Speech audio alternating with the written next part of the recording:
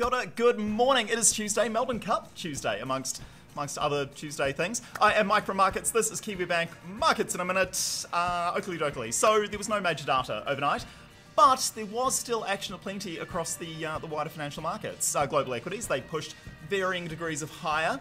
Industrial commodities, they were in vogue, or back in vogue, and the US dollar, that was king of the currency hill. Yeah, so the driving force behind those moves was positivity around the possibility of an increased probability of the US and China maybe signing something at some point soon. It's rather vague, I know. We talked about that yesterday, but adding a fresh chapter to the story overnight, US officials officially stated that licenses for US companies to do business with Huawei, Chinese tech giant, could be just around the corner. Yeah, that's some national security worries regarding Huawei.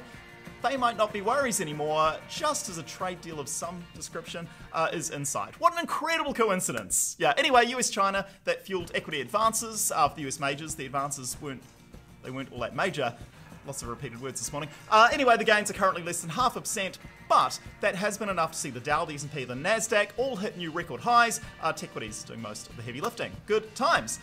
What are we talking? Currencies. Currency land. Yeah, the US dollar, top performer. Kiwi, blinder a run during our trading day yesterday, but that ran out of steam the early evening. Kiwi peaked at 64.66 US cents and then slipped back to the low, very low 64s overnight.